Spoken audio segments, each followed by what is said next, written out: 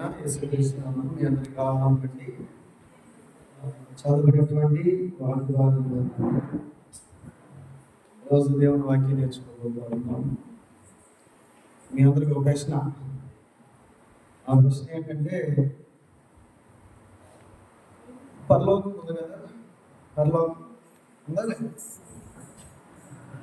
ఉందా? ఉంది. డౌట్ లేదుగా.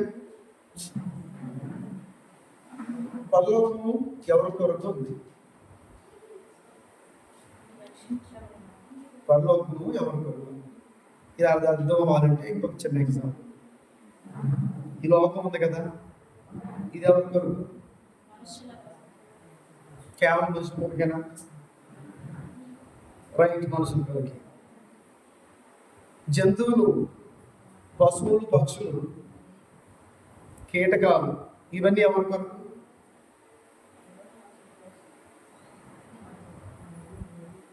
పరలోకం ఎవరి కొరకు అంటే మన కొరకని చెప్పారు. భూలోకం ఎవరి కొరకు అంటే మన కొరకే అన్నారు, అంటే మన మనుషుల కొరకని అన్నారు. మరి పశువులు, పక్షులు, పక్షాదులు, తర్వాత కీటకాలు, ఇవన్నీ కూడా ఎవరి కొరకు అని అంటే అవి మన కోసమేనా? అంతేనా? అంటే పరలోకం మన కొరకే, భూలోకం మన కొరకే, భూమి మీద ఉన్నవన్నీ కూడా మరి మనం ఎవరు? నిజంగా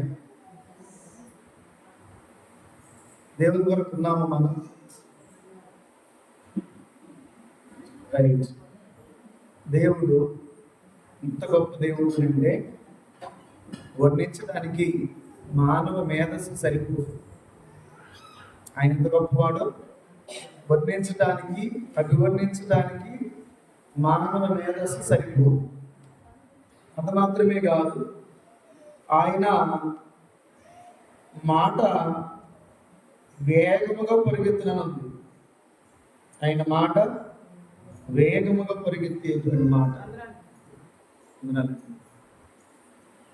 ఆయన మాట సమస్తమును చేయగలిగినటువంటి దైవం. జాగ్రత్తగా విందాము. ఈరోజు లోకం మన కొరకే, ఈ లోకం మన కొరకే, ఈ లోకంలో ఉన్నవన్నీ మన కొరకే. సూర్యుడు వెలుగు మన కొరకే, రాత్రి చంద్రుడి వెలుగు మన కొరకే. భూమి మీద మొలిచిన మొక్కలు, విత్తనాలు, ఫలములిచ్చే ఫలాలు మన కొరకే, పశువులు, పక్షాలు మన కొరకే. మనం ఎవరి కొరకు అనేది ప్రశ్న. ఈ ప్రశ్నతోనే దేవుని వాక్యాన్ని మనం ధ్యానం చేస్తున్నాం. మనం ఎవరి కొరకు బ్రతుకుతున్నాము అనేటువంటి విషయాన్ని మనం గమనించినప్పుడు ప్రతి మనిషి తన కొరకే బ్రతుకుతున్నాడు. దేవుని కొరకు బ్రతుకుతున్నా అని అబద్ధం చెప్తున్నాడు. ప్రతి మనిషి తన కొరకే బ్రతుకుతున్నాడు. నేను దేవుని కొరకు బ్రతుకుతున్నానని అబద్ధం చెప్తున్నాడు. అది అబద్ధం ఎలా అవుతుంది అని అంటే, దేవుడు నీకు ఇచ్చినటువంటి ఆయుష్, ఆరోగ్యంలో నీవు దేవుడి కొరకు కేటాయించే సమయం ఎంత అని పరిశీలించినప్పుడు నీవు నీ కొరక, దేవుని కొరక అనేది అక్కడ అర్థమైపోతుంది. ఒక చిన్న ఉదాహరణ చెప్తాను. స్కూల్కి వెళ్తున్నటువంటి పిల్లల్లో టీచర్ ఏం చేశారంటే, మీ నోట్బుక్స్ మొత్తం నా దగ్గర తీసుకురంటారా, ఒకసారి నేను చెక్ చేయాలని అన్నారు. పిల్లలందరూ తెచ్చారు. ఒక పిల్లాడి నోట్బుక్లో అక్కడ కసి మాటలు ఉన్నాయి, కానీ పూర్తిగా ఏ లెసన్కి సంబంధించినటువంటి లెసన్ కూడా అందులో పూర్తిగా రాయబడలేదు.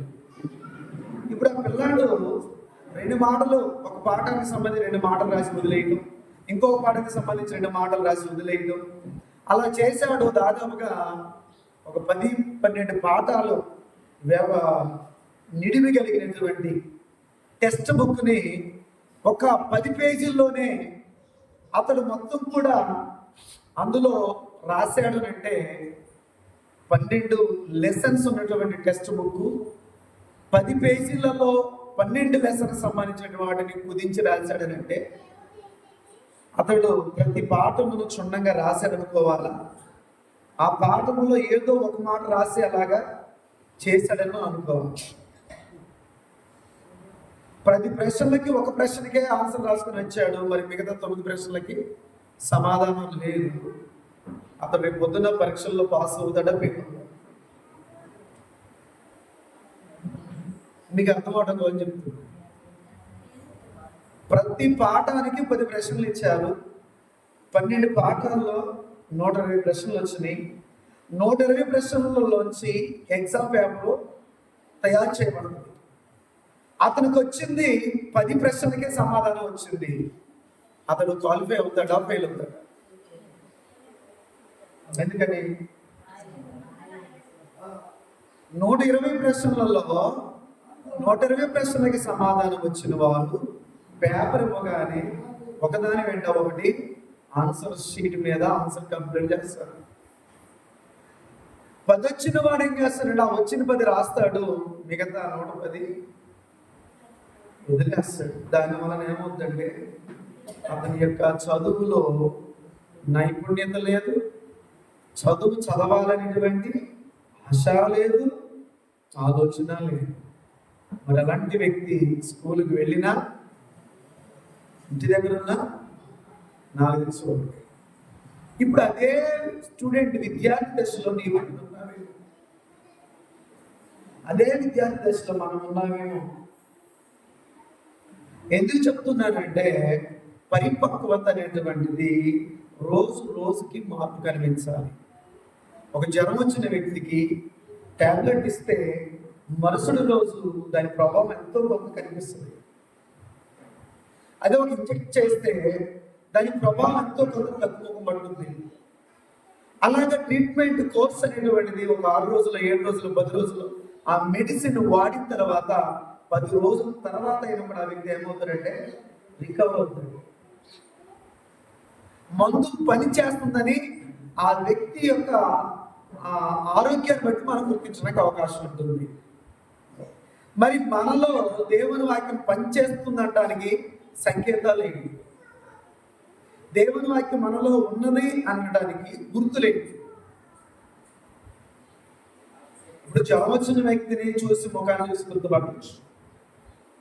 ఒక అనారోగ్యం వచ్చినటువంటి వ్యక్తిని చూసి ఏదో రకంగా మనం పూర్తిగా డాక్టర్ అంతా స్థాయిలో మనము గుర్తించలేకపోయినా చిన్న చిన్న మార్పులు బట్టి రోజు చూసేటువంటి ముఖాన్ని బట్టి ఏదో ఒక రోజు ఆ ముఖంలో వెలితి కనిపించినట్టు మనకు అనిపించగానే ఏంటి ఆరోగ్యం బాగలేదా అని అంటాం. అలాగే ఒక వ్యక్తిని మనం చూసినప్పుడు ఇలాగ మనం గుర్తించగలిగినప్పుడు మనము దేవుని బిడ్డలమ్మా కాదా అనేటువంటి గుర్తింపు రావడానికి మనలో దేవుని వాక్యం ఎంతవరకు పనిచేస్తుంది, అసలు దేవుని వాక్యం మనలో ఉన్నదా లేదా అనే దాన్ని బట్టి మన ముఖ కవలిక తెలియపరుస్తాయి. కాయన the face is the index of the mind.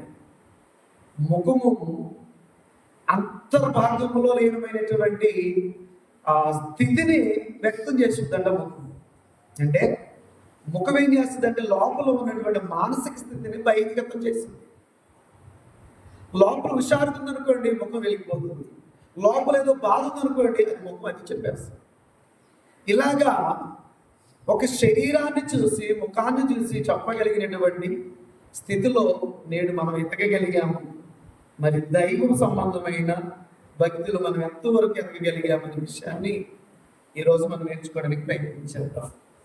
చదువుకున్నటువంటి పాఠంలో నుండి ఒక మాట చదువుతున్న అపోస్తలుల కార్యములు 4వ అధ్యాయంలో 13వ వచనం నుండి మనం చదువుతున్నప్పుడు ప్రారంభ 13వ వచనంలో ఇక్కడ అధికారులు, పెద్దలు, శాస్త్రులు అంటే వీళ్ళందరూ కలిసి ప్రధాన యాజకులతో యెరూషలేములో ఒక పంచాయతీ పెట్టారు.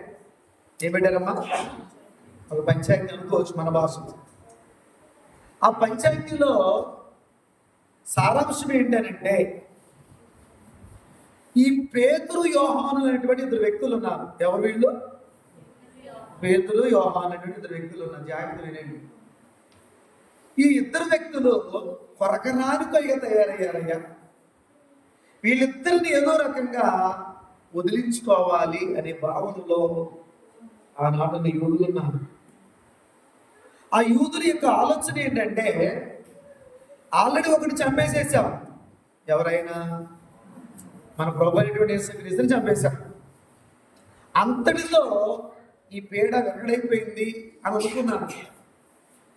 కానీ ఆయన తయారు చేసినటువంటి వారిలో ఈ యొక్క ప్రాముఖ్యమైనటువంటి ప్రముఖులు ముగ్గురు ఉన్నారు. ఆ ముగ్గురులో పేతురు, ఆ తర్వాత జెబెదయి కుమారులు యాకోబు, యోహాను. వీళ్ళిద్దరు అన్నదమ్ములు, పేతురు. కాబట్టి ఈ ముగ్గురిని యేసుక్రీస్తు ప్రభువారు, అంటే 12 మంది ఆయనతో ఉండేవారు. ఈ 12 మందిలో ఎక్కువగా ఆయన ప్రేమించింది ఎవరినంటే ఈ ముగ్గురిని ప్రేమించారు. అంటే మిగతా వాళ్ళు ప్రేమించలేదా? ప్రేమించారు. వీళ్ళని అలాగే యేసు ప్రేమించారు. కానీ ఈ ముగ్గురు ఏం చేశారంటే యేసుకి అత్యంత సన్నిహితంగా ఉండడానికి ఇష్టపడ్డారు.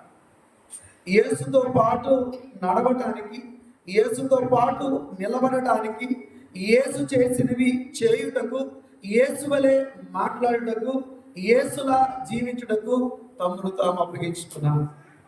ఎవరు వీరు? పేతురు, యాకోబు, యోహాను. యాకోబు పెద్దవాడు, యోహాను చిన్నవాడు. వీరిద్దరూ జెబెదయి కుమారులని బైబిల్లో రాయబడింది. ఈ జెబెదయి కుమారులైనటువంటి ఇద్దరు యేసు దగ్గరికి వారి తల్లి వారిని తీసుకొని వచ్చినప్పుడు ఒక మాట యేసుని ఒక మాట అడిగింది. చెప్తారా మీరు ఎవరైనా? ఇద్దరు కొడుకులు తీసుకొని వచ్చి యేసు దగ్గరికి వచ్చి ఒక మాట అడిగింది ఆమె.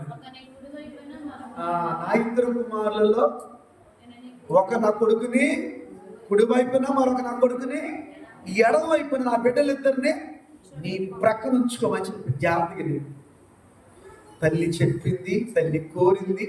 ఇక్కడ తల్లి స్వార్థవంతురాలంటే నేను ఆ తల్లికి సపోర్ట్ చేస్తాను.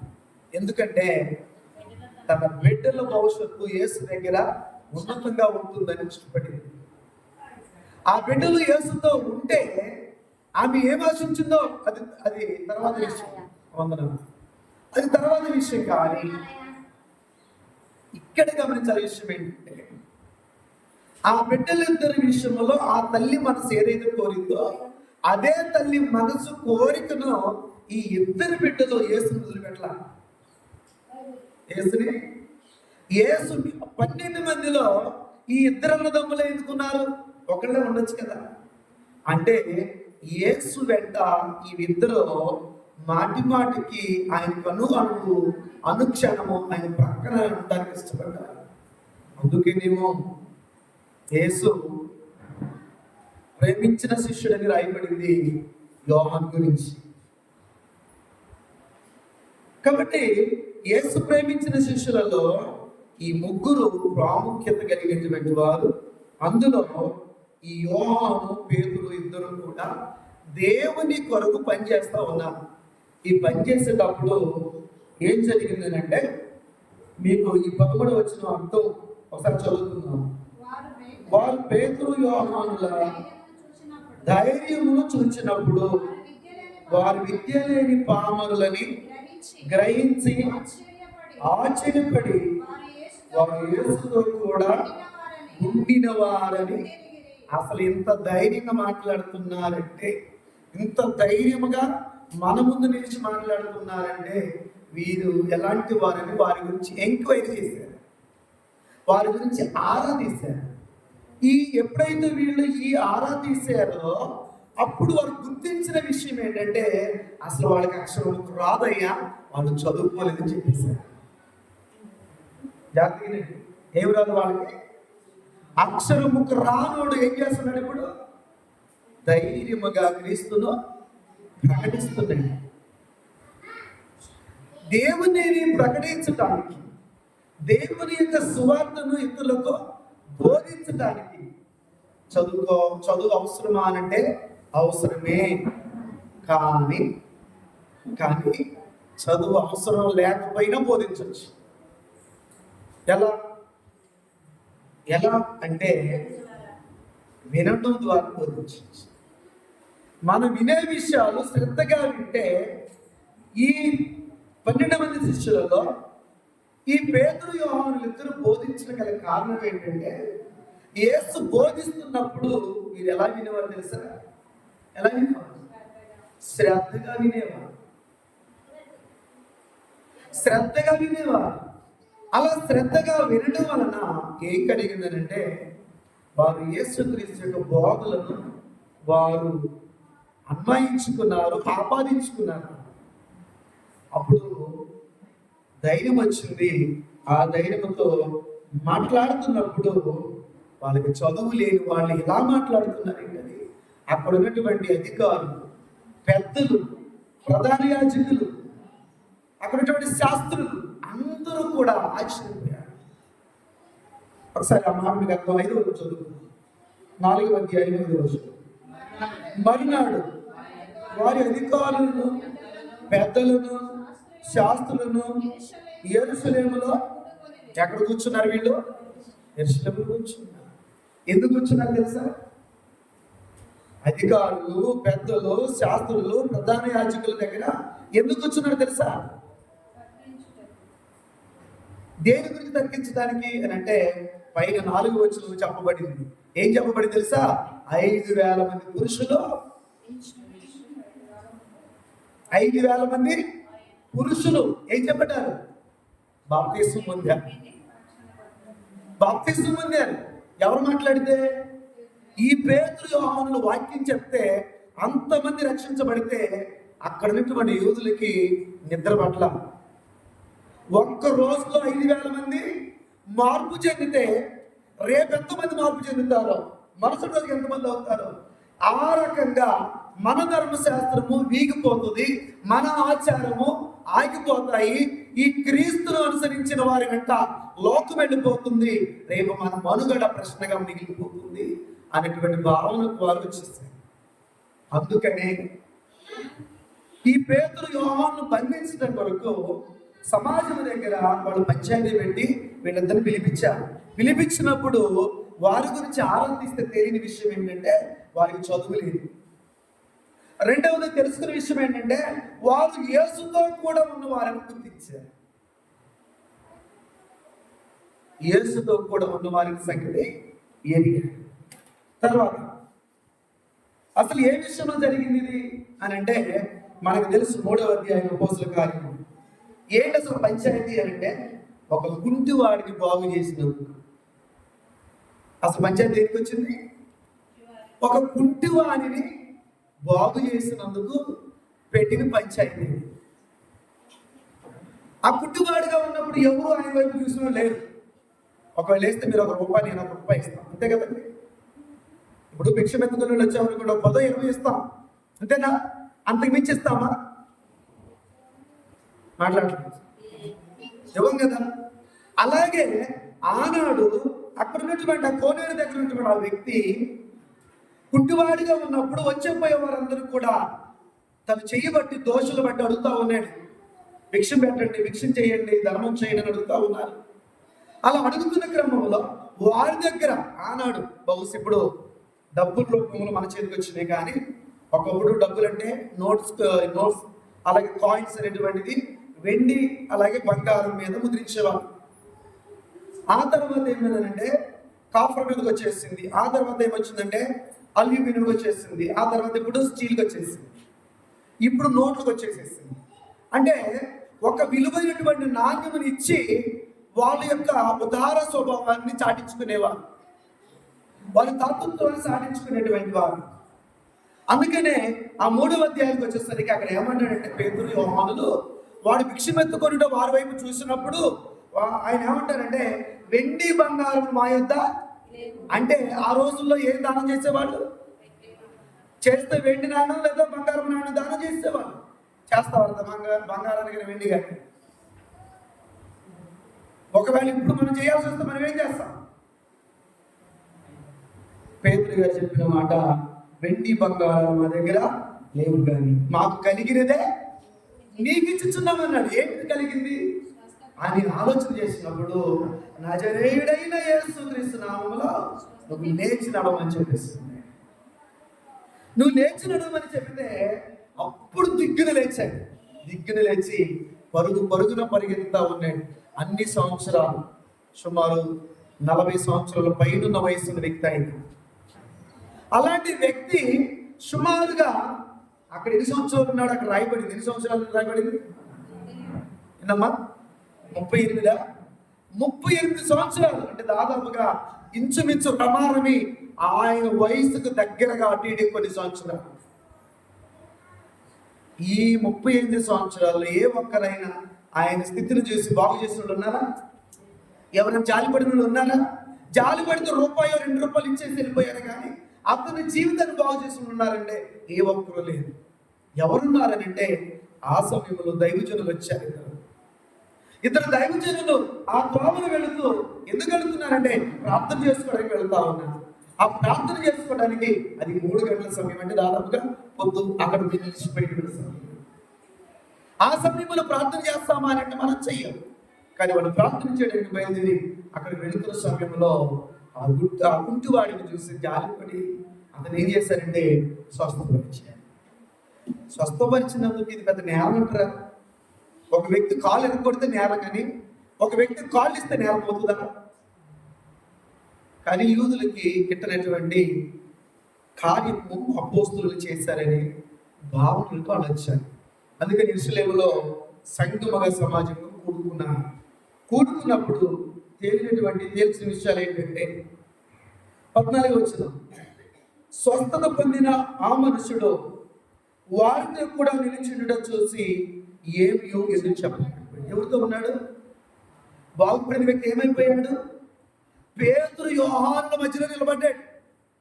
ఎందుకంటే నిలబడ్డాడనంటే నన్ను బాగు చేసింది వీళ్ళే కాబట్టి వాళ్ళ పక్క నిలబడ్డాడు. బాగుపడ్డాడికి ఏమనిపించిందంటే కృతజ్ఞతగా, సహజంగా ఎవరైనా ఏం చేస్తారంటే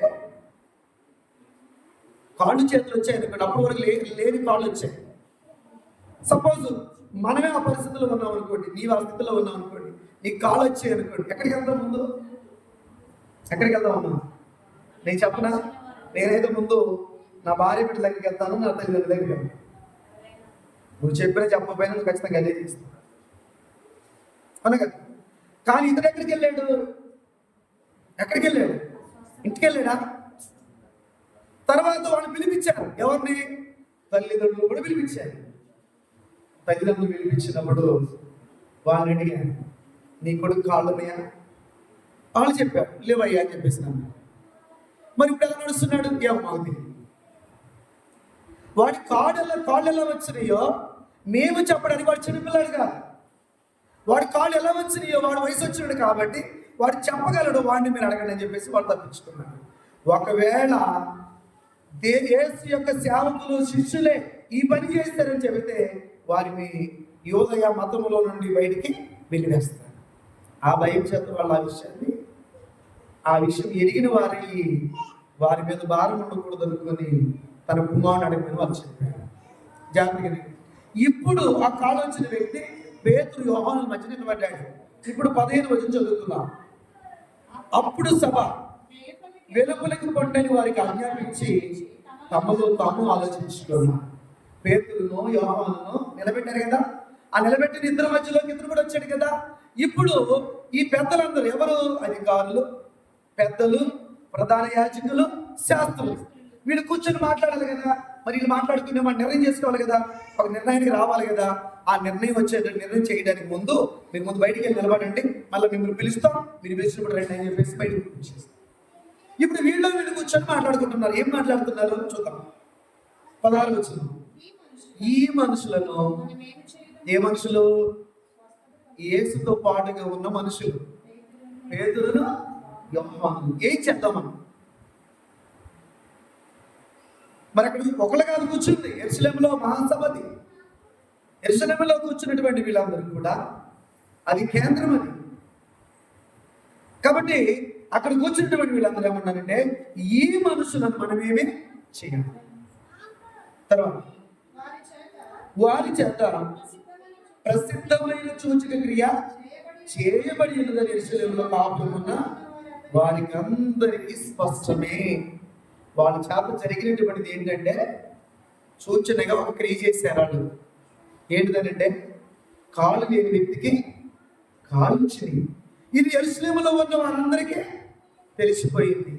ఇప్పుడు అది జరగలేదని మనం ఎలా చెప్తాం? మనం చెప్పలేం కదా. కాబట్టి ఇలా జరుగుతుంది. ఇది ఈ మనుషుల ద్వారా జరిగింది. సో మనం ఏం చెయ్యాలి? తర్వాత చెప్పజాలము 17 వచ్చిన అంటున్నాడు, ఆయనను ఇది ప్రజలలో ఇంకా వ్యాప్తి చెందకుండా ఉండుటకై. ఏది ప్రజలలో వ్యాప్తి చెందకుండా ఉండాలి? స్వస్థపరచబడిన వ్యక్తిని గురించి ఇప్పుడు వరకు ఈ మారపల్లి చుట్టుపక్కల ఉన్న ఊర్లకు మాత్రమే తెలిసింది, కానీ తిరువురు దాటి అవతల ఉన్న వారికి తెలియదు. కాబట్టి ఇక మీదట దీన్ని తిరువురు దాటి బయటికి పోనీయకుండా కాపాడుదామని అనుకుంటున్నాను. సాధ్యపడుద్దా? ఒక వ్యక్తి బాగుపడినటువంటి విషయాన్ని ఆ వ్యక్తి ఎక్కడికి వెళ్ళి చెప్తాడో చెప్పడా? నేను అంటున్నాను, జాగ్రత్తగా వినండి. 35 సంవత్సరాల టైం వచ్చింది కదా. ఎన్ని సంవత్సరాలు మాకు ఉంది? దయా అంటే 35 సంవత్సరాలు. ఈ 35 సంవత్సరాలలో కనీసం యెరూషలేము దేవాలయానికి ఒక్క రోజుకి కనీసం 10,000 మంది విజిటింగ్ వస్తారు అనుకుందాం. పర్ డే, ఒక్క రోజులో ఒక 10,000 మంది యెరూషలేము దేవాలయానికి వచ్చిపోతుంటారు అనుకుందాం. ఈ 10,000 మందిలో ఈ 35 సంవత్సరాల నుంచి ఇక్కడ పడున్న వ్యక్తికి ఈ 10,000 మంది ఎంతో ఖర్చు ఇస్తే అతను ఇల్లు అర్థంగా లేదా? అర్థం లేదండి. అంటే ఎంతమందికి తెలుసుంటాడు ఈయన? ఈ 38 ఏళ్లలో కదలని స్థితిలో అదే స్థితిలో ఉన్నాడు. మార్చడం లేదు. మీరు ఎప్పుడైనా బుడదలు వెళ్ళారా? బుడదలు ఈ సంవత్సరం వెళ్ళండి, వచ్చే సంవత్సరం, పోయిన సంవత్సరం మీరు వెళ్ళినప్పుడు పలానా నెంబర్ మెట్టి మీద కూర్చున్న వ్యక్తి మళ్ళీ వచ్చే సంవత్సరం అదే మెట్టి మీద కూర్చుంటాడా? శాఖలో కూర్చుంటా. అయితే నేను దీని ఎఫర్ట్ పెట్టాలి. ఇక్కడ నుంచి యూనియన్ ఉంది, రైట్? యూనియన్ ఉంది కాబట్టి అదే పెట్టి కొనుక్కున్నాడు ఎప్పుడు, అవునా? అయినా కూడా మనం గుర్తించలేము.